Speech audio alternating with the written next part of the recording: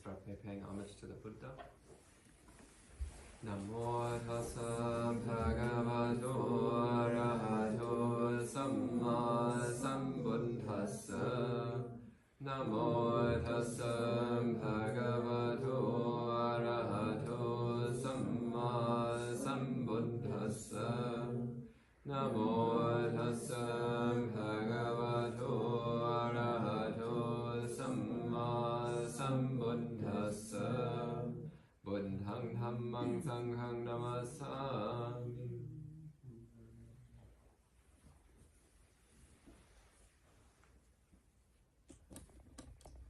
So,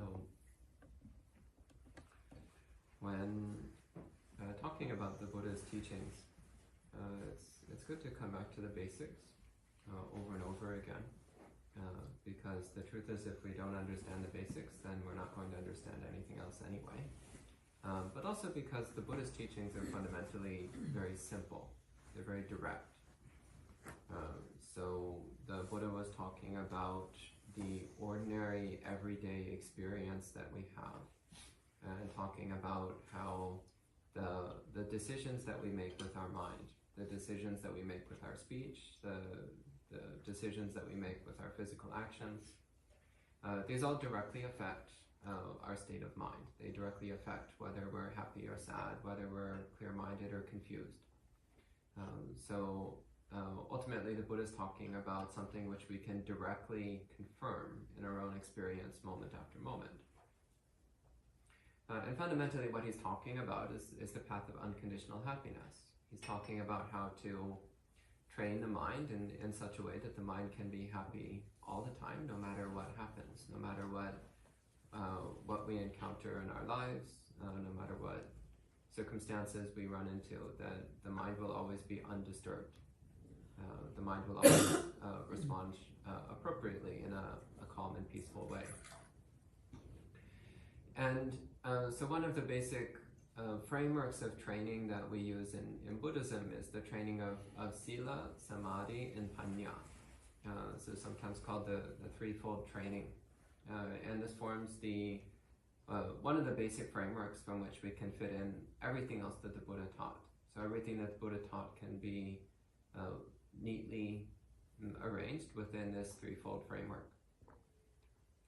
So the first one, the training on Sila.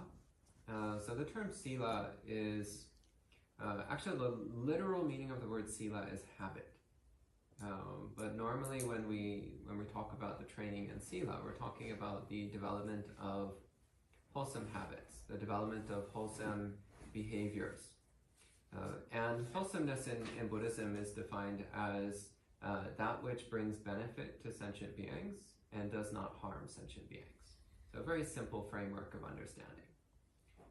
And in some places in the suttas, the Buddha would ask people questions. He would ask people questions like, okay, if somebody kills sentient beings, is that beneficial or harmful? It's like, well, obviously that's harmful. If somebody steals, is that beneficial or harmful? Well, obviously that's harmful. So we don't actually need to think too hard about these things. Like, with a little bit of thought, we can usually figure out, like, okay, are my actions bringing harm to sentient beings? Whether others or ourselves, doesn't actually matter. Are we harming someone with our actions? And of course, when you talk about harming people, that also includes small, furry people. It also includes insects. It also includes any sentient being whatsoever, so not limited to humans. Fortunately, in Buddhism, that does not include plants. Otherwise, life would become very unlivable. There were some ancient Indian philosophies which did include plants in their description of sentient beings, and that does make life very challenging. But the Buddha did not include plants, so you're not going to hell for cutting your lawn, so you can relax on that point. But things like exterminating insects, that is a bit of a problem. Definitely don't go that route. Putting out lethal mousetraps, definitely problem. Don't go that route. Always trying to explore the non-lethal and optimally non-harmful ways of dealing with difficulties with other sentient beings. So that's the basic principle, is not harming anyone, not harming any sentient being, and instead trying to be helpful, trying to be beneficial to sentient beings. So not a complicated principle in theory, but in the actual working out of it, it can be a little bit difficult. So it requires constant self-awareness, constantly examining, what are we doing? Why are we doing it? And what effect is it having on the people involved? So this is part of why the training in Sila is so powerful, is that it's not just about having a list of rules that you follow, though of course we do have lists of rules that we follow. That is also part of our training. But the training in Sila is not just about blindly following a list of rules. It's actually about this constant cultivation of self-awareness, self-understanding, and self-control. And this is a very important foundation for the training of the mind. So, for example, if you,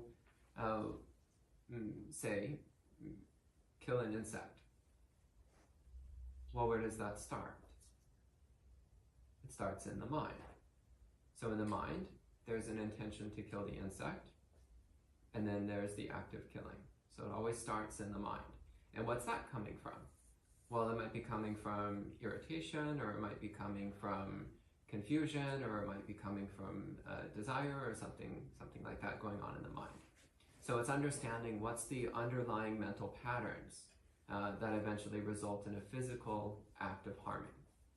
So through taking on this investigation, again, it's deeper than just thinking, I undertake the precept of not killing living beings. It's like, well, okay, that's good. It's good to take on that practice. But the deeper investigation is investigating the mind. What's going on in the mind? Why are we doing what we're doing? And what effect is it actually having? And this also cultivates the qualities of attentiveness and consideration. So for example, you might be doing something which on its surface seems relatively blameless, but the actual result is that it winds up harming other people. So then what do?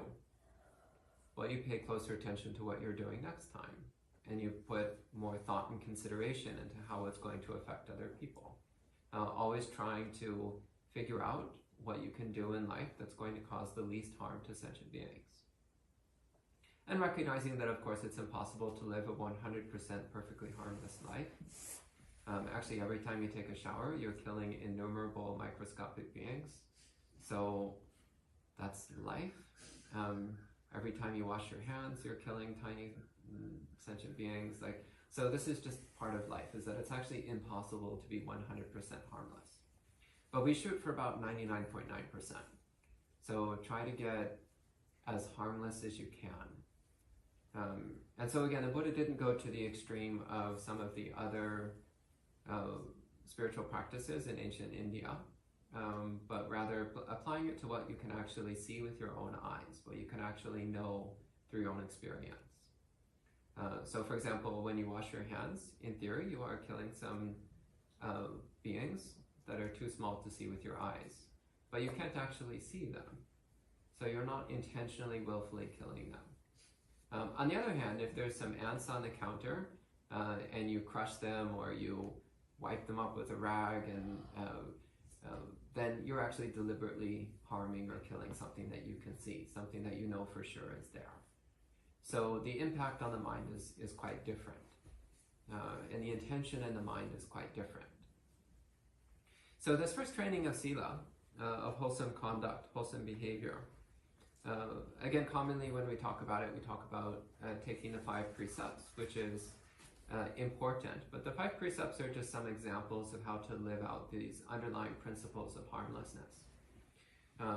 So again, things like not killing, not stealing, of maintaining a sense of trust in our sexual relationships, which for monks is quite easy. We just don't have any sexual relationships. It makes very easy to keep things clean and simple and pure. If you're in a relationship, then whatever the agreed upon boundaries of that relationship are, you respect those boundaries. So the Buddha was actually quite open-minded as far as these things go, so he didn't set any boundaries around the relative genders of the people involved, the relative numbers of people involved, the relative ages of people involved. None of that was actually relevant. The relevant thing is, are we respecting each other's boundaries of consent, boundaries of trust, boundaries of mutual respect?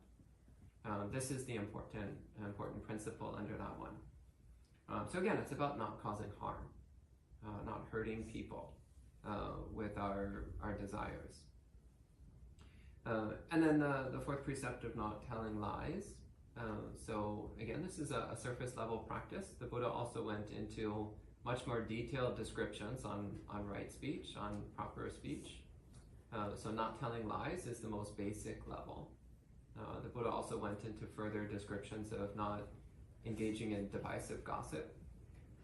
So not engaging in harsh speech, so abusive speech, rough speech. And also not engaging in useless chatter. So for some people, this is actually one of the hardest things to do, is refraining from useless chatter. Some people, they just love to talk, and they will talk about the most silly things just because they love to talk. Well, it's interesting that the Buddha identified this as unwholesome behavior, as harmful behavior. So again, reflecting, why is that? So it makes our mind messy, it makes the other person's mind messy, and this means that we're farther from concentration. The mind starts to prioritize silly things. So if we spend all day talking about the Kardashians, then that means we spend all day thinking about something completely unrelated to Dhamma. And our mind is going to keep rolling around in these silly, pointless stories about people who we don't even know, and whose lives are actually completely irrelevant to ours. And so what good is that going to do anyone? Nothing. In fact, it just generates harm. And then the fifth precept is not using intoxicants of any sort. So alcohol being at the top of the list, of course, but also the Buddha says anything which produces negligence, anything which leads to a reduction in self-control, a reduction in self-awareness, a reduction in wisdom. We want to avoid deliberately intoxicating our mind in any kind of way. Of course, if you have a medicine which you need to take, then you take the minimum amount needed, and always being aware of how it's affecting your mind. So sometimes we are in situations where we have to take some kind of medicine that weakens our mindfulness, and that's unfortunate, but in that case you just take the smallest amount you can get away with. But again, these five precepts are just meant to be general examples of this underlying principle. So this underlying principle is much broader. It's this principle of trying to avoid harming any sentient being at any time, and instead seeing every encounter as an opportunity to do something beneficial. So, for example, the Buddha also spoke about not only not killing, but instead he spoke about protecting life, helping others, doing what we can to take care of other people. So if somebody is sick, then you get them some medicine, or you bring them suitable food, or you care for them in some tangible, helpful way. If somebody is upset or confused, then you can listen to them and talk to them and try to help them get some clarity around their issues. So putting in the time and effort to actually be tangibly beneficial to other people. Again, this is a very important part of our training of the mind. Again, not only do we refrain from stealing, but also we make an active effort to practice generosity. So delighting in sharing what we have with other people. One of the beautiful things the Buddha says is he says even to share the contents of our bowl. So like when you're having your meal and you have a bit of food in your bowl, the Buddha says, he says, if you understood the value of generosity as I do, as the Buddha does, not as I do, then you wouldn't eat even a single bite of your meal without offering some of it to somebody else. So again, even just what little we have, we always think about, can I share some of this with somebody else? Can I offer some of this to somebody else? What can I do to give to somebody else? Similarly, not only do we refrain from breaking the trust boundaries in our relationships, but we also try to cultivate genuinely kind and respectful and courteous relationships. We really try to make an effort to use our relationships as a way to make ourselves better people and also to help the other people to become better people. So cultivating the mind in kindness and compassion and consideration, in thoughtfulness. And again, not only do we refrain from false speech, abusive speech, divisive speech, and useless speech, but also the Buddha said we speak words which are valuable, words which are beneficial.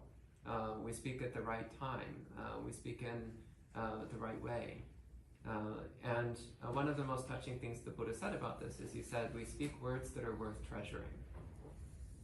So again, when we're about to speak, do we think like, are my words like trash? Kind of words that people just throw away? Or are my words treasures? Like the sort of thing that somebody mounts and hangs on their wall, or puts in a glass display case. Like, are my words worth treasuring? And of course, rather than intoxicating the mind, instead we try to cultivate mindfulness, awareness, and self-restraint at all times. So constantly developing sobriety rather than intoxication. And this, again, it forms, not only is it a way of avoiding generating bad karma, which is a very important part of our practice, and not only is it a way of making other people like us, because, by the way, that's a nice side effect of being a good person, as people tend to like you more, little perk.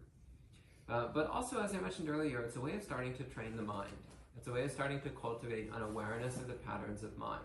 Because to be able to control our speech and our behavior, we need to be aware of what's going on in our mind. And we need to cultivate the ability to take control of those mental patterns before they start to come out of our mouth or work through our hands. So this already starts to cultivate self-awareness of the mind and control of the mind, which are necessary qualities for meditation practice. I've met many people over the years who have been practicing meditation for decades without making substantial progress. And almost always it's because they haven't been cultivating the training in Sila. So it's some kind of neglect for the value of this training in Sila, the training in wholesome conduct. So this step is not to be overlooked. It's extremely potent as a tool for training the mind. More benefits of the practice of training the mind is that, again, all of these practices which the Buddha was speaking about also tend to generate a happy mind, an alert mind, a clear mind, a stable mind, and a quiet mind. So all of these Sila practices, these wholesome action behaviors, also tend to create supportive conditions for meditation practice. So cultivating the serenity of mind, the joy of mind, this stable and quiet mind, which helps to lead to the second major training, which is the training on Samadhi. So this word Samadhi, it comes from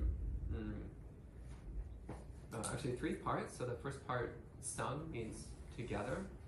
The second part, a, means towards. And the last part, di, means to hold or to collect.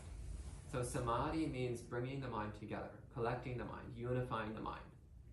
So this is the practice that we do primarily through meditation practice of dropping all of our mental activities and bringing the mind together into a unified alertness. So a still, stable, unified alertness. And again, this is a very important part of our meditation practice. It's a very important part of the overall mind training strategy laid out by the Buddha. If we want to be able to stop the self-destructive thought patterns, then we need to have control over the mind. So if we just let our mind run all over the place, then it will run all over us. It will just trample us over and over again. So it's necessary to get some control over our own mind. So learning how to stop harmful thought patterns when they emerge, or at least to recognize them as harmful and recognize that we don't need to get involved. But ideally cultivating a silent mind, a stable mind. And also the more we're able to still the mind and focus the mind, then the more sharp and precise the faculty of knowing becomes. So it's like focusing a lens. So initially the mind is quite out of focus. So whatever we see with the mind is quite hazy and blurry. But through cultivating Samadhi practice, it's like focusing the lens so that everything becomes more and more sharp and clear and precise. And in particular, not just our physical experience, but our mental experience becomes more sharply and clearly defined. Another interesting thing that happens here is we start to become increasingly aware of the more subtle layers of mind, which previously we might have considered to be subconscious or automatic.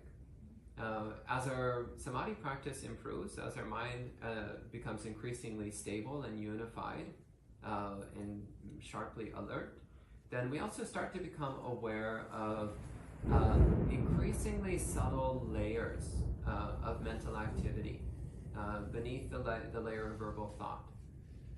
So these very subtle movements of mind, which as we become aware of them, we also start to realize that we have control. So nothing that happens is automatic. So with the mind, everything can be brought under control if we make the proper effort, the proper training.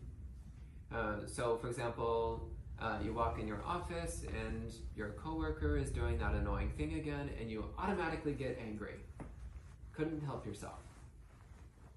True story? No. False story.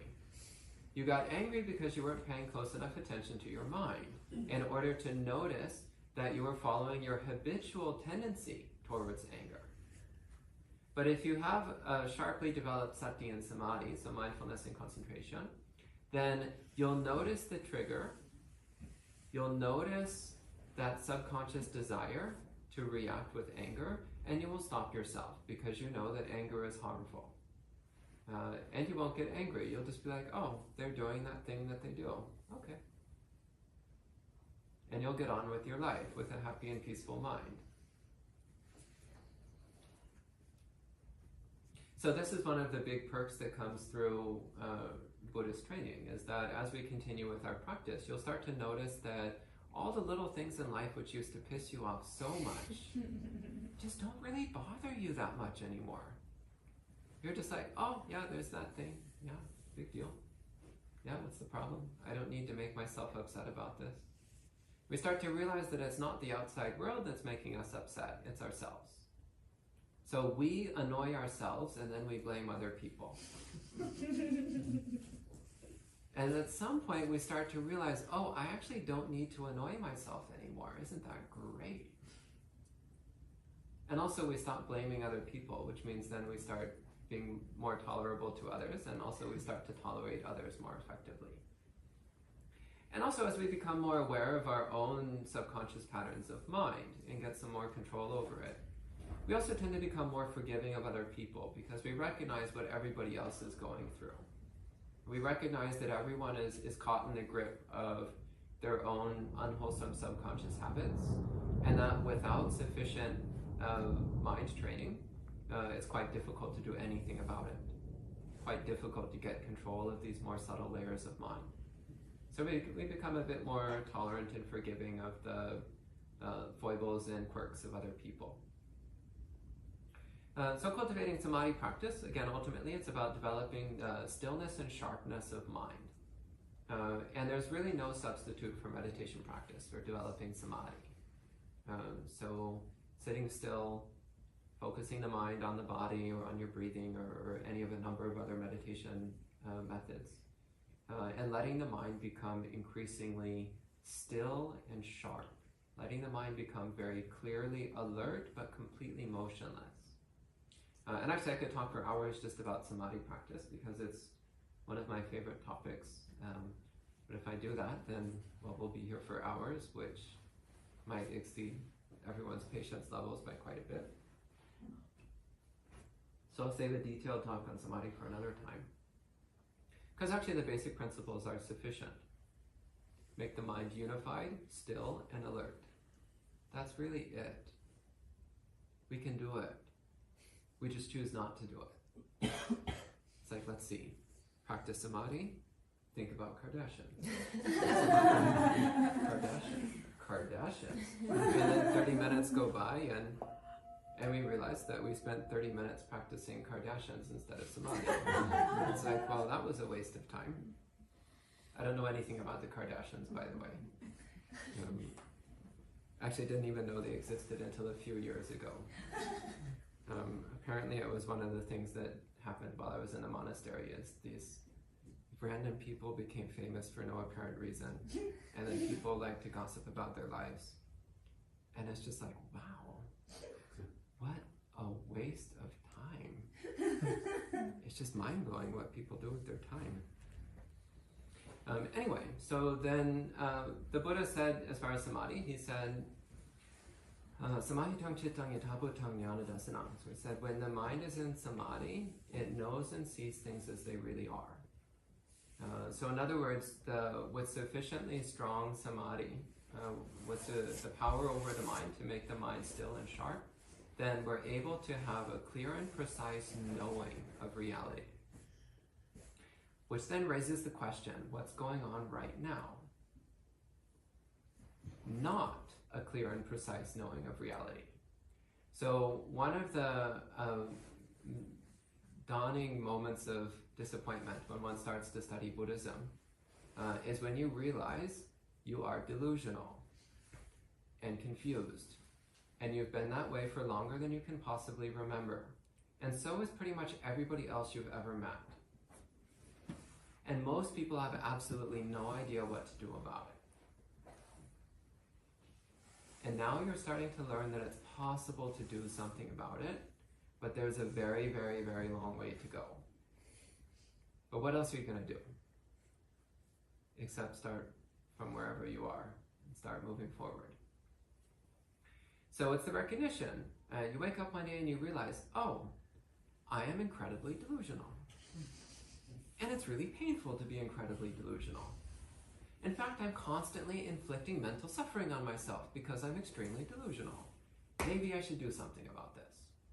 And so this is the training in Panya. So the training in wisdom, the training in insight and discernment. And for this I find really helpful is there's a threefold layer of the development of wisdom. And this isn't found anywhere in the suttas. It's one of the apocryphal analyses, but it's one that I find particularly helpful, which is the division of 3 layers of Paññā, 3 layers of wisdom. Suttamaya Paññā, which is the wisdom produced by learning, by collecting information. Cintamaya Paññā, which is the wisdom that comes through contemplating, so through thinking about the information that you've learned. And then Bhavanamaya Paññā, which is the wisdom that comes through training the mind, through meditation practice, through applying the instructions of the Buddha in the trainings that he offered us. So Suttamaya Paññā is, again, you listen to Dhamma talks, or you read Buddhist books, or you read the suttas, the Buddhist discourses. So you start collecting some information. And that's wisdom of a sort, but it's not particularly profound. But it's useful, and it's especially useful as a starting point. And in fact, one of the big mistakes that many Buddhist practitioners make is they skip this first step in the development of wisdom. They think like, oh, I don't need to study, I don't need to read books. They hear great quotes from masters like Ajahn Chah, Ajahn Chah is that black and white photo on the altar there. Ajahn Chah saying things like, close the books and read your heart. And people are like, yes. And so what my preceptor said about this is he said, how can you close the books if you've never opened them? And he said, actually, that instruction was an instruction Ajahn Chah was giving to a group of monks who were spending too much time studying and not enough time meditating. So he's not saying that everybody in the world should discard all knowledge of the Dhamma and just try to figure it out on your own. But rather, he's pointing to the fact that once you have sufficient intellectual information, you need to start applying it and using it. So sometimes you hear the stereotype of the armchair Buddhist, which is someone who just sits in their armchair and reads books about Buddhism, but never actually follows the instructions in the books. And so in the Zen tradition, they have a saying for this. They say, a picture of rice does not satisfy hunger.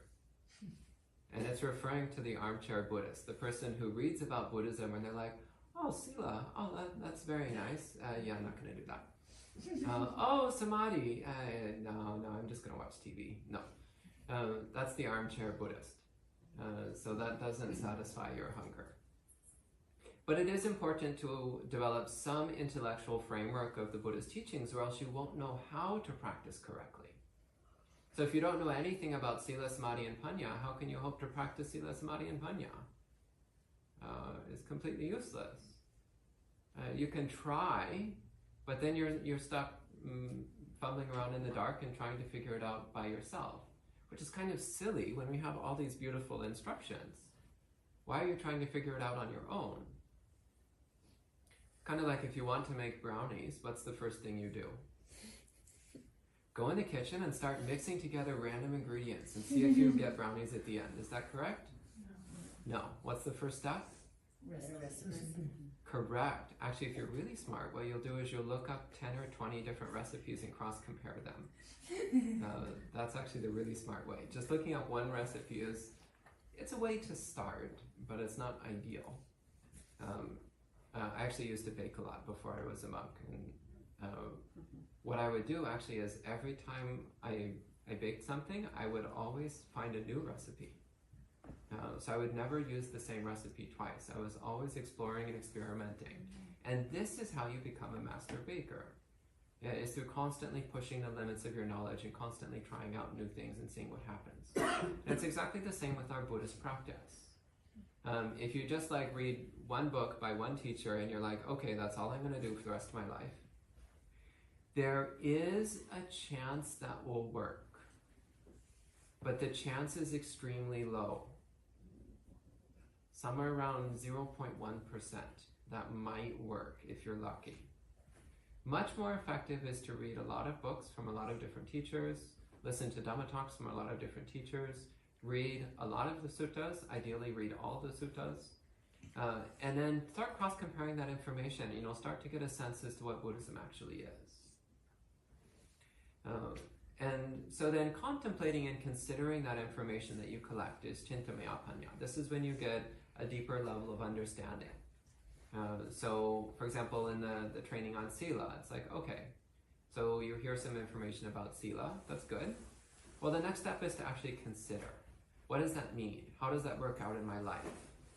What do I do when I go to the office and my coworker is being a jerk again? How do the trainings on Sila relate to this? Oh, so he's talking about Samadhi. Well, when I sit down to meditate, I just space out and daydream about unicorns. Does that really line up with what he was saying about Samadhi? Maybe I need to do something different when I meditate. Maybe that's not the most ideal way to develop Samadhi. So it's this reflecting and considering.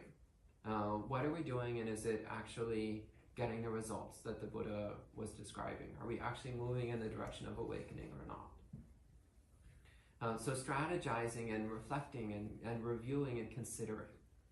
This develops a deeper layer of wisdom. And then the third layer, so Bhavanamaya Panya, this is when we actually apply the practices that the Buddha talked about, and we start to have some direct experiences of the truth of the Buddha's words. We start to see for ourselves that the Buddha knew what he was talking about. We start to internalize the Dhamma through direct experience. So this is the deepest layer of wisdom, the highest form of wisdom. And this is the wisdom which ultimately leads to full awakening. But it depends upon the previous two stages of wisdom. So Suttamaya Panya, the wisdom that comes from learning, and Chintamaya Panya, the wisdom that comes from thinking.